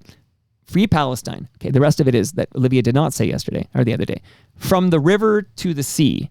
And this is the part that is anti-Semitic in the eyes of Joel Greenberg. So he hears the rest of it, which is very disturbing to him. And this may explain Yeah. why so many Jewish in much citizens... the way that when you say Black Lives Matter, the racists hear and white lives don't, right? Right. Nobody actually thinks that's the rest Right. of the statement, Right. except the person taking offense. They imagine you to hold opinions you don't, and then they attack you for holding those opinions that you've never expressed. Because in their head, the boogeyman is behind every door, right? Now, Warren Kinsella is actively supporting Brad Bradford in this campaign. Right. So he's not a newcomer to picking up whatever club is at hand. But I also would say, to his credit, he's not a newcomer to the fight against anti-Semitism and to anti-racism. Like, to his great credit, I think. Right. This is something like from back in the sort of like anti-racist skinhead days. He 100%. has been writing about, talking about. Well, he that- left and the all of punk that, right? scene because of the skinhead movement that was merging with the punk scene of the late 70s. But I mean, I don't have the most deeply informed opinions on Israel and Palestine and the war in Gaza and the history of anti-Semitism and the history of colonization in Palestine and et cetera, right? People have, for good reasons, really strong, deeply felt opinions on these. They often seem to me to be talking, shouting past each other, and then accusing each other of really meaning something different from what they claim to mean, right? And so I don't think I have any reason to think that Olivia Chow wants to abolish the state of Israel or extend a free Palestine to eliminate Israel. I have no reason to believe that whatever opinions she held on that conflict, which as far as I know, there's no daylight between her and like the federal liberal and conservatives parties. Like I have no reason to believe that she has some secret agenda there motivated by anti-Semitism, but it seems to me like when you're banning Jewish playwrights or banning Israeli playwrights, it's Israeli. It's Yeah. like, but can you imagine if when Russia attacked Ukraine, we took all the Tolstoy books out of the library, like made them unavailable to people because no Russian could be like, that's absurd. And I think, frankly, like obviously anti-Israeli, possibly anti-Semitic, like they seem to be onto something there, right? Well, but we then did, when like, they for point example- at somebody who's like,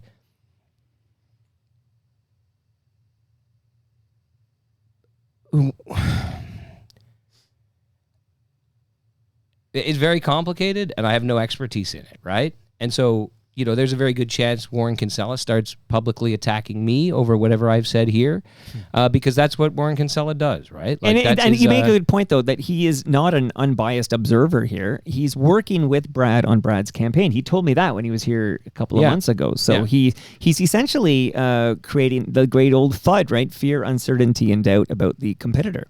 Yeah, But this I mean, or he's so let's trying use this to, as a right? gateway to. But I yeah. don't know that that there's a widespread audience that is going to be all that receptive to that in this particular case. But it's like this is an axe that he is grinding where he gets to grind it anyway. Like I mean, this is obviously a issue where he is like very sensitive at the moment. He's been passionate about it for a long time. He has very strong opinions. Wrote a book about it. Yeah.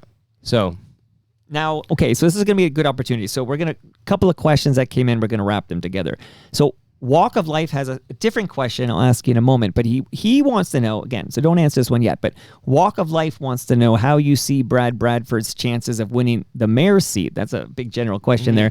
But St. Catherine's Chris also wants to know, do you, Ed Keenan, think any other mainstream candidate will step up to challenge in this mayoral election? Because as we speak on July 2nd, 2026, there's only two mainstream, I'm using that quote, mainstream candidates that are running for mayor. It's Brad Bradford and Olivia Chow. Yeah. So to answer the second question first, I think that it seems more and more unlikely, right? I think when people thought John Tory was going to get back in, including I think at some points John Tory thought he was going to get back in, Brad Bradford was clear that he was going to run anyway. So it seemed like there's going to be a 3-horse race here, and maybe some other people who were don't want to be the spoiler, but if it's going to be a wide open race, like maybe I'll get in and try my chances too. But as soon as John Tory announced he wasn't going to get in, I started hearing names, and like it was reported like Michael Ford, right? I think that was a surprise to Doug Ford, honestly, because I think when a lot of people heard it, they were like, that must be Doug saying Michael Ford should run. But I think other people were putting his name forward, and he was thinking about it carefully. I heard Rod Black, right? I heard Rod Phillips. Rod Black. Not Rod Black. Okay. Rod Phillips. There was a former Liberal MP. There's like a lot of names, some bigger than others, some big in some circles and not really household names, got bandied about. And I think a lot of those people seriously thought about it. And then one by one, they all were like, no, I'm not going to do it. And what happened, though, I think, is that it would have to be somebody who's a bona fide celebrity, right? Like somebody who has a political brand that is so well established, like Doug Ford himself, right? But he doesn't need to run for mayor because he gets to run the city from Queen's Park. Right. Because the amount of money you have to raise and the sort of the runway you need to establish your build your persona, right? To do a Mamdami or something, right? You need that needs to be a year or years long project where you are sort of meeting people and building, an audience as you go, and then turning you get this snowball effect, right? We're almost out of time. There's not weather for snowballs now, but there's almost out of time for that to take place, right? Because we're a few months away from an election. So, one way to overcome your lack of name recognition would be if you had already a war chest of millions or tens of millions of dollars that you could just blanket the airwaves with your advertising or something like that, except that the spending limits mean you can't spend that kind of money. The limits on when you can actually do certain types of advertising, they start in September. So you couldn't do that. And you can't start raising money until you're already in the race anyway. And so it's that's not a possibility for most people. So really we would be talking about somebody like John Tory or Doug Ford, with that kind of name recognition, that kind of established political brand. And I don't think anybody like that is seriously considering doing this. But, there might still be some people talking about it depending on how the polls look over the next little while. Because I remember, for example, when Jane Pitfield was running against David Miller, it was the middle of the summer when a bunch of liberal fixers started publicly musing about trying to draft in other members of the federal cabinet or whatever, trying to look for other big names because, as they were saying, that horse won't run, right? It's just becoming clear Pitfield's not going to come close.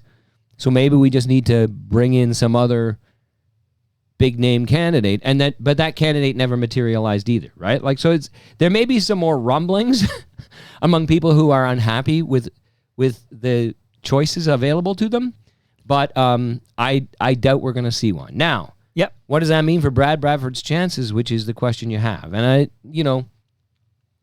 I haven't been as closely reporting on or following this as I would have been, say, 6 months ago, right? But I think, Olivia Chow so far appears to have a substantial but not necessarily insurmountable lead in the polls, what polls we've seen. Bradford is presenting himself as he has positioned himself. He is the only real alternative that people have heard of to her. There are in some polls a good deal of Toronto's on the wrong track sentiment. So if he can tap into that, if he can compellingly put himself forward as a person who can reasonably lead the city, then, I think he's got a shot. Like, I don't think he's an odds-on favorite, but I think this is going to be a contest. He recently proposed changing the name of Sankofa Square and cleaning it up. I was going to ask what you think of that. I don't know your I might have known it at some point, but I've forgotten. I don't know your pre-existing opinion on Sankofa Square. You told me what it means. We talked about it. I don't know. I call it that now. The square's called Sankofa Square to me, and I'm told you told me the reason. I can't remember them right now, but you told me what it meant, and I'm fine with that. Like, I don't have any passionate. I feel like this is the election. I think the enemy of Brad is absentee voters. Like, so I feel like if you want change, or I've seen the sentiment on social media. People are like, oh, we have to get rid of Olivia Chow. Like, she's a terrible mayor. We need to replace Olivia Chow. If that's you're going to vote for Brad Bradford. I think historically these municipal elections have such low voter turnout. I think the issue that Brad would have is that some people will just, most people will just stay home. Yeah, I do think a lot of people will stay home, but he has to hope that they're not the people who would be most likely to vote for him, right? I think, I don't even remember what all I said to you about Sankofa Square last time. You explained what it meant. It's like but this is an issue where I never really had a strong opinion, right? I had no problem with Dundas, but I was not among the people who would have been offended by it anyway, right? I'm not in the demographic. Me neither. That would take it personally, right? And so I don't love the name Sankofa Square, but it's like, whatever we call it, I'm going to know where it is, right? Like, it is. I got used to it. I don't feel all that worked up about it, right? I do think, though, that, and when I hear about it, to be completely frank, from my point of view, it's just kind of like, do we have to keep talking about this? Like, because some people are really worked up about it on both sides, and it's like, it's exhausting listening to them argue about it, right? Whereas, like, the rest of us just want to get on with fixing the problems of the city. But that said, I think as a political move, I think this might be one of those issues, like bike lanes, like the Jarvis bike lanes for Rob Ford way back in the day, right? Or Kyle Ray's retirement party for Rob Ford way back in the day. Or at a certain time, they would put Adam Vaughn's cappuccino they would maker. Put these ballot measures. The American Republicans would put these ballot measures on gay marriage on state ballots, even though there was no chance of them passing or whatever. And they would put them there because, like, people will come out to vote for that, right? Like a certain... Interesting. The people who are going to vote, who hate gay marriage, are going to vote Republican. So we put a ballot measure on the ballot in order to get those people out to vote. Right. And while they're there, they'll vote for the Republican too. And I this is not a ballot measure thing, but I do think that this might be one of those not all that important, but big symbolism for some people. The people who would want to vote against Chow will come out to get rid of anti-woke Sankofa. warriors who really hate this Sankofa Square. But I've talked to a lot of people who are otherwise like kind of brass tacks people, but otherwise fairly sensitive to things, like people who might show up to the Pride Parade if like somebody they knew was marching in it, right? Like people who are not like actively stridently progressive, but are mostly like sensitive. They are like not anti-woke warriors is what I'm saying, right? Like, who are a little put off by this Sankofa Square thing. Like, they don't understand why we had to rename it. They don't understand where this word comes from. They don't really understand what it means. When they do hear it on talk radio, it's like, well, is Ghana the country we want to be taking our names from? They had a slave trade too. They blah blah blah, and it's all kind of like this sense of like maybe this is just that step too far. Like, why did we have to do this? But this was the compromise. I knew where Young Dundas Square was, even if we just called it Young Square, right? Right. But so now he's bringing that back up, and I think maybe for a certain amount of people, it could be one of those, and it might not be. It might be something that we don't talk about after today, like that it just falls off and people forget it, right? But it could be one of those things where there's enough people who think it's symbolic of something wrong with the way Olivia Chow and her supporters prioritize things, right? and it becomes almost like a bumper sticker rather than a policy. So maybe for that reason, it might be good politics for him. But I guess we'll see, right? But yeah. I'm fascinated that we just have the two name brand candidates. Like it's you either want to keep the existing mayor who only had the 3 years, not the typical, she came in as in the by-election. By the way, because I'm thinking of John Tory right now, I guess you know that John Tory Jr. has rebranded. Yeah. He's rebranded himself as John A.D. Tory, and he's running to be an MP to replace Nate on Team Carney. That's right. That's right. Out in Beaches, East York. I found this out from Steve Pakin. Most interesting. Scarborough Southwest and Beaches, East York are where all the action is happening in these elections, man, because it's just like one high-profile candidate after another. So you got to give me 1 minute again. Sorry. Hey, love means never having to say you're sorry. So I'll set the table for Ed Keenan, who's gone for a bio break. That walk of life's question is, I would be interested in Mr. Keenan's. You get respect when you're Mr. When you're this big, they call you Mr. I think I can hear Ed Keenan's prostate growing. Hold on, quiet, everybody. Yes, it is growing. Okay. I would be interested in Mr. Keenan's thoughts on the proposal to create more temporary pedestrian-only streets during the summer. So I am going to ask that. Chris Ward makes a good point, which I'll just throw out because we already covered this. But, they were comparing the Taylor Swift bump to FIFA's bump. But Chris Ward, not the VJ. Nice seeing you at TMLX 22, Mr. Ward. No relation to Andrew Ward, right? Let me know. Or Turner Ward. Or David.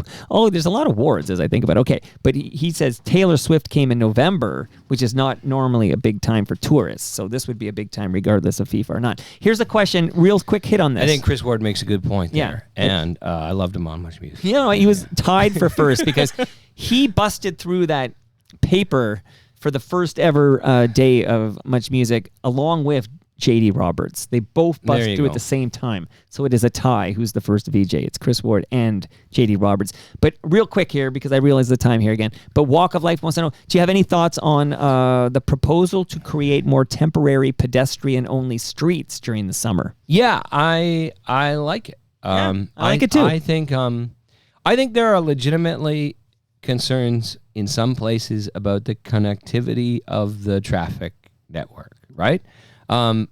I'm not somebody who, as a columnist for a lot of years, gave a huge weight, because I think City Hall already gives huge weight to the movement of cars in the city, and I think in some sense that's an insolvable problem. Like, induced demand means like the better the traffic flows, the more traffic there'll be. But that said, I think like if somebody talked about, closing Lakeshore Boulevard or like some key east-west connection, like the Bloor Viaduct, pedestrianizing the Bloor Viaduct, right? It's like, well, this is going to make it very difficult for almost everybody else to get around the city. But I do think we already do quite a lot of street festivals and there is something liberating. Like, I remember moving to the Junction, and we lived at first right on Dundas Street above a store. And going out with my toddler son for the Junction Arts Festival. And he was so happy to be running down the middle of the road, first of all. Right. And then you have activations, or what they would call it now in marketing speak or whatever, but you have stuff out on the road. You got like street performers out there. You've got vendors. You've got, like, once the road is closed, you've got people out there turning it into almost a linear park, right? And if you look at Times Square, was possibly the most famously traffic congested place in the entire world at the time when Bloomberg's administration just almost overnight closed to traffic and put a bunch of, like, they call them Adirondack chairs. We call them Muskoka chairs out there in the middle of the street for people to sit in. And traffic actually managed okay around it. And it became a different version of Times Square that is now a huge tourist attraction and is celebrated. But also, you go to many other cities that I've heard about, but I certainly noticed the last couple times I've been in Montreal, where they have, some of them are seasonal pedestrianizations, and some of them are year-round. But some of their major streets and a lot of their minor streets like have become pedestrianized, and they have built permanent infrastructure so that it doesn't look like somebody just put up some construction fencing. It's like, and it does. Like I think when we debate these things, often what we have is a fight between like the things that make a street a great place to be, a great place to live, a great place to visit, are often the things that make it a terrible place to drive through. And sometimes I don't think you can satisfy both ends. But I think that in a lot of neighborhoods of Toronto, making them a better place to spend time and doing things that can make them like really a joyful place to spend time is worth doing. And it's worth having. This is like Josh Matlow's proposal is to have a policy for how you would evaluate that, how you would identify the places that are good candidates for that, right? What's the process? Because right now there's no process. So I think it's worthwhile to really talk about some more. And I would just add that my understanding at this stage is that from the Star's bureau reporters, but my conversations with her previously, is that this is something that Olivia Chow doesn't seem to be personally against. I would say that. People would suspect that she'd be the big champion of it. But I think she's been very careful in how she talks about it, that it's not a fight she wants to pick with the war on the car people, right? Like it's not a priority for her to pedestrianize streets. So if these other councillors get something rolling and people seem to love it, she'll vote for it. But she personally, at this stage, is saying, well, we have a lot of street festivals, we have a lot of good parades, but traffic movement is really important, and there are people who feel strongly about that. So I'm willing to listen, is what she says. So really, Councillor Josh Matlow is championing this right now, and Chris Moyes, who pedestrianized Church Street, like championed that and got City Council to pass a pilot version of it. I think those are the people behind it, but I think it's really looks worthwhile to me at this stage. Okay, so in the last 10 minutes, I talk too much. No, with I love every it. rapid fire question. I love it. These aren't even rapid fire. You're amazing. Okay, I love that you're here every quarter. I urge everybody to subscribe to the Toronto Star. This is not a Toronto Star slogan, but I'll steal it from whoever owns it, Washington Post or whoever that was. But democracy dies in darkness. That is that was what it the is? Washington Post. Washington Post. Okay. And so there was it. like the first Trump administration, the Washington Post, owned by Jeff Bezos, was like, our owner is too rich, so you can't threaten us with anything, and so we are going to be like the resistance, right? Holding you to account. And then when he got elected again, it was like, our owner is super rich, and so now we're not allowed to say anything bad about you. But certainly that first time around, Democracy Dies in Darkness was the Washington Post banner. I was going to say, now he'll finance the Millennia documentary. Have you seen that yet? No, I have Keenan? not. I have not. The Star hasn't had you review It's no it longer yet. my job to watch that stuff. So. Right, that's right. So there's 4 things we're going to kind of tie together, okay. and they're all Doug Ford things, okay? Okay. So I'm going to read all 4 of them, and then in this last 10 minutes, you can just talk about Doug Ford, if that's okay. That's what we're going to do here. Okay, so the first one... and then if we have 1 or 2 minutes left, I have a question for you. Well, do you want to do the question first? Because no, we'll make time for your question. We'll make time for your question. Okay. Yeah. So, Premier Doug, this one, funny, I talked about this with Nick Iones on Mike and Nick, and both of us are greatly disturbed by this. Premier Doug Ford's daily calendar will now be kept secret from the public, following recent changes to Ontario's Freedom of Information law, which no longer includes access to records held by ministers and their offices. Okay? So there's that. But also I just took a photo of what's happening at Ontario Place. I called it My Empire of Dirt. Okay? Shout out to 9 Inch Nails there. But the interim location of the Ontario Science Centre it's now open, but construction's underway to get a new one that's going to open at Ontario Place in 2029. Meanwhile, somebody was jumped on me on my own blog because I posted that pile of dirt, basically chastising me for even believing for a millisecond that there ever will be this private spa built there.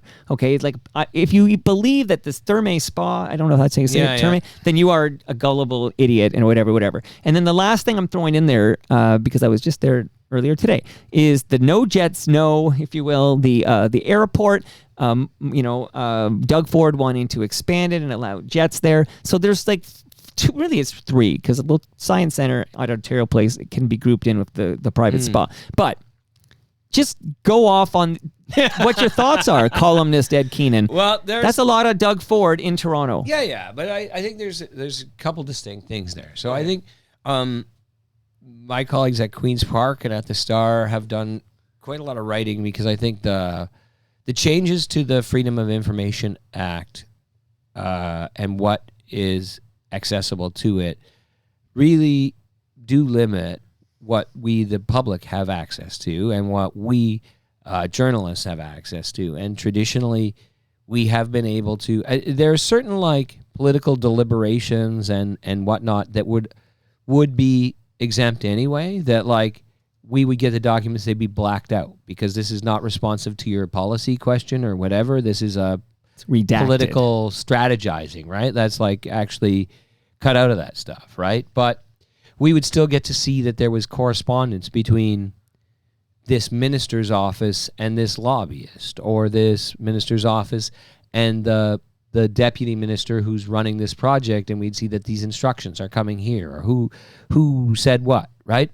And now that stuff's going to be hidden. And then the personal cell phone and email information for the premier, but also of his cabinet ministers. And I just generally think that the less information, the less government information that is public, the worse things are. I think by default, we own all of that information. This is being done in our name, on our behalf, using infrastructure and equipment we paid for by people who are our employees, and we should have a right to see the records of that. Now, I do think that there was like some logistical problems. There still are at the city level, at the provincial level, at the federal level, with how much time and effort it takes for them to like gather the records and vet them for certain types of requests. So there's like, maybe there needs to be something streamlined about how this information is looked up or accessed, or how records are kept, or something like that. But yeah, I think democracy dies in darkness, and that public information should be public, should be available to the public. Then we got the waterfront questions, right? So the new Science Center, the Ontario Place, and the Therme Spa. I occasionally hear this theory that there's never going to be a spa there. There are some people who think it's a stalking horse for a casino. Now, my reading, it's been a while, so I have to look it up again, but I actually think the lease with Therme specifically forbids them from ever subletting it to a casino use or like gambling use. But I think they actually plan to put a spa there. I think Doug Ford expects them to put a spa there. I think that's what they're trying to build. There is some questions that I've started to hear from some people about how like 10,000 jet flights a day or whatever Doug Ford is promising at Billy Bishop Airport are going to affect the spa experience. Like sitting out there trying to have your Swedish hot tub facial scrub under the glass ceiling while all these planes are flying right there and shaking the foundation or whatever. I don't know, right? But yeah, that's all proceeding apace. And now I have heard what seemed to me to be more grounded questions about the viability of that spa. Like, these are business questions, right? And some people wondering if it is viable as a business, if it will be able to succeed in the long term. And those people ask questions about the wisdom of like entirely rebuilding that whole island, or that whole peninsula, that man-made island there, around that spa if there are questions about how long that spa will be a viable business. That's a different story, right? Like, but I don't have any reason to believe that the spa is a giant ruse. I think that's what they actually want to build there, and what Doug Ford believes will make a really excellent addition to that park.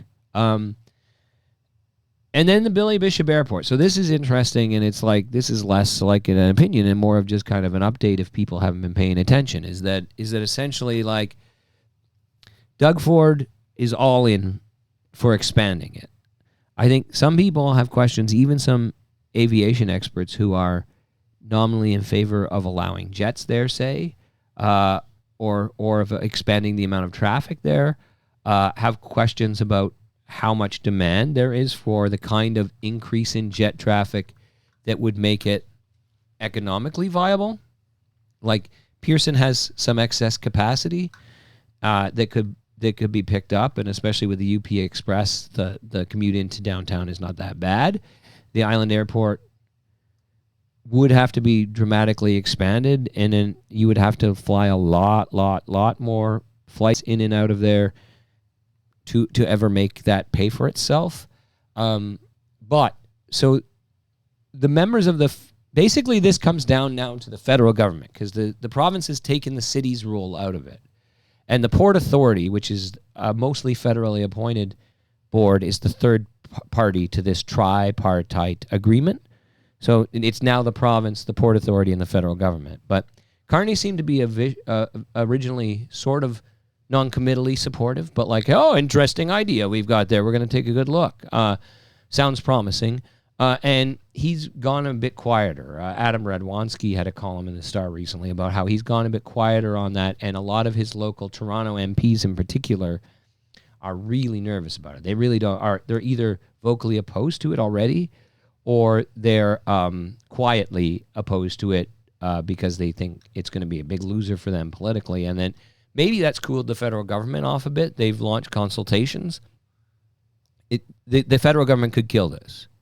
And it's not, I don't think for sure that they will, but I don't think it's a done deal. Like, I think is still an open question whether they'll come through with it. As a guy who just enjoys our waterfront and enjoys biking there, even some kayaking there, this seems like a very bad idea to me. To the damage, like in terms of what it will do to our very rare waterfront in this city. To me, I don't know how it's got this far. Like, I'm concerned it will happen. Yeah, I mean, and it could happen, right? The question is, see, I was trying to think about this, and I operated for a long time in a political, you could say it's a political bubble. I don't think of it as a bubble, but like the people who I was politically sympathetic to were so clearly against this, right? That is not like a lot of vibrant arguments in my friend group or my political friend group about it, right? So, but I started trying to think about it, because the one example was that when I lived in Washington, D.C., if you go down to the National Mall, you're less than like 10 kilometers from Reagan National Airport, which is like the Dulles International Airport way out in Maryland is like the largest regional airport there. And then there's also international traffic coming into BWI, which is in Baltimore, which is like the distance of Hamilton to Toronto, right? But Reagan National Airport is the busiest national airport. There's flights, lots of jets coming in from the West Coast, coming in from everywhere to Texas. I flew in and out of there regularly. And the approach there, when you fly into Reagan National Airport, depending which direction you're coming from, but mostly when I was flying in, you come down so low that you look out the window over the wing, if you're sitting near the wing like me, and you see the Washington Monument, the obelisk, sure, like just out in a straight line beyond the wing. You're right over the Potomac River, like, a few hundred feet, I guess, up. Like, you're right low over the city. And the only thing that gave me pause is that, like, I can't say that when I was there that I noticed the amount of jet traffic as, like, a frequent annoyance. And it's so close. And so it's like, But I do notice the existing plane traffic in and out of Billy Bishop when I'm in downtown Toronto. Like, it does come in a lot. And that approach has, on both sides, it's very close to the downtown core. Like, the runway is right there, right? So I just have a hard time imagining the amount of traffic that will justify this. Because it's like, if it was just a matter of, if they didn't have to radically expand the runways and whatnot, if you could just fly a jet, like a non-prop plane in and out of it right now, and it was going to be like 1 hour or something, it'd be kind of like, I don't know. Like, that'd be kind of annoying. Let's look at the pollution effects or whatever, but I don't know that I would, like, mount barricades to stop it. But if we're really talking about, like there's just no space there to put the number of runways you'd need, though. This is what I have so many questions about it. I'm not sure it's a done deal. I'm not sure it's a good idea. I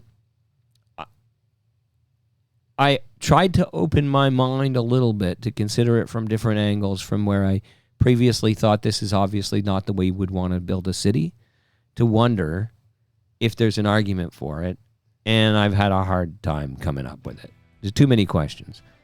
So here's I got the one question I was going to ask you. Ask me, yeah, lots of time. Because I think you may have already started answering it. Oh. No, because recently the Star had a panel of music experts and critics come up with, like, the top 25 greatest Toronto songs of all time. You're playing my music, and I love a lot of, for a guy of my generation, I wrote, half jokingly, that, like, the Shuffle Demon Spadina Bus was like a glaring omission from that list. I love that song, yeah. But also, a lot of the things that are not on that list that I would put on are, I think, middle-aged white guy songs. Like is Echo Beach there? Echo Beach is there. Okay. But Cherry Beach Express by the Pucka Orchestra belongs there.